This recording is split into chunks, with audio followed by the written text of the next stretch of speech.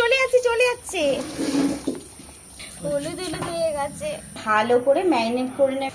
এবার দিয়ে দেবো ভেজে রাখা মাছগুলো। হ্যালো ফ্রেন্ডস, কেমন আছো সবাই? আশা করি ভালোই আছো। মুন্দা হোম মেকারে তোমাদের স্বাগত। আশা করি তোমরা বুঝতেই পারছো আমি এখন গ্রামের বাড়িতে চলে এসেছি। তো আজকে বাবা আমার জন্য নিয়ে এসেছে বাজার থেকে কই মাছ, একদম জ্যান্ত জ্যান্ত কই মাছ। তো সেই কই মাছ দিয়ে মা আজকে কীভাবে তেল কই বানায় সেটাই আজ তোমাদের সাথে শেয়ার করব। তো তোমরা পুরো ভিডিওটা স্কিপ না করে দেখতে থাকো, আশা করি তোমাদের ভালো লাগবে। দেখো বাবা আজ কই মাছ নিয়ে এসেছে আমার জন্য বাজার থেকে। আর কি বড় বড় কইগুলো দেখো। ওই উল্টে চলে যাচ্ছে, একদম দেশি কই, কি লাফাচ্ছে দেখতেই পাচ্ছ। বাবরে, এই চলে যাচ্ছে। আরে আরে, এটাকে আমি ধরতে পারবো না। সব জ্যান্ত কই একবারে। আর কইয়ের সাইজগুলো দেখো, একদম পাকুলো কই। দেখে মনে হচ্ছে তো বয়স হয়েছে অনেক, হলুদ হলুদ হয়ে গেছে। এবার দেখো এই কই মাছগুলোর মধ্যে নুন ছড়িয়ে দেওয়া হচ্ছে, রেখে দেওয়া হচ্ছে কিছুক্ষণের জন্য। এরা তাহলে ভালোভাবে মরে যাবে। মাছটা মা বেছে নিয়ে চলে এসেছে, দেখতেই পাচ্ছ। আর কতটা ডিম হয়েছে জাস্ট দেখো, পেটে প্রত্যেকটারই ডিম ভর্তি। আর এখানে যে নুন আর হলুদ গুঁড়ো দিয়ে ভালো করে ম্যারিনেট করে নেবে। এবার তেলটা গরম হয়ে গেছে মাছগুলো ভাজার জন্য। এক এক করে মাছগুলো ছেড়ে দেবে। পাতলে এসে তেল ভীষণই ছিটকায়।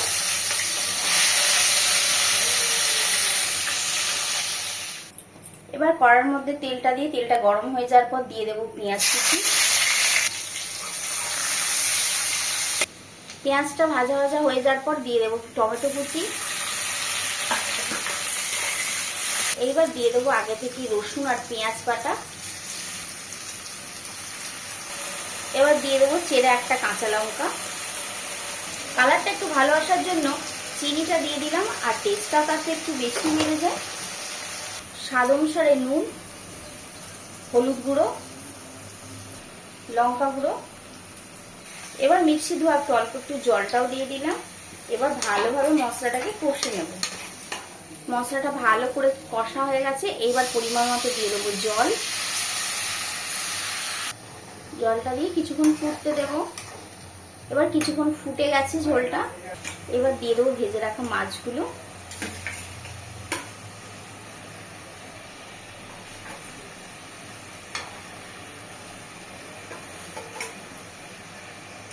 এবার কিছুক্ষণ ফুটতে দিয়েছিলাম। এবার দিয়ে দেবো ধনে পাতা কুচি।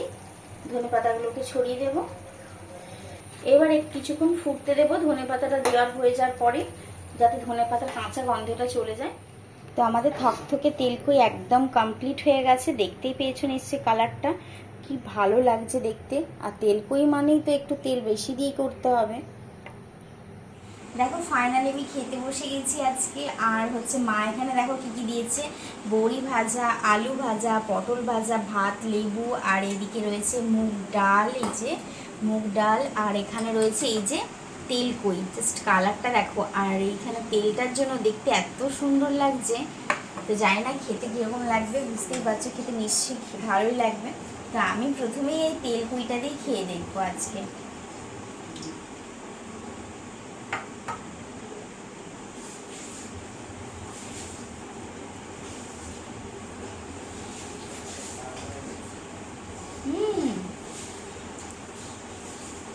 কাইটা দারুণ হয়েছে। আর দেখো কই মাছগুলোর পেটে কি ডিম হয়েছে, জাস্ট দেখো। এই দেখো পেটে কি ডিম, আর ফ্রেশ মাছটা কি একদম সাদা। মাছটা খুবই সুন্দর।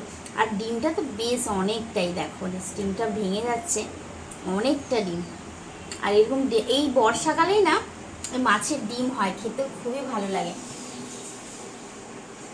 ডিমটা খুব সুন্দর। তো যাই হোক আমি খেতে থাকি। তো আমাকে আজকে ভিডিওটা এখানেই শেষ করতে হবে।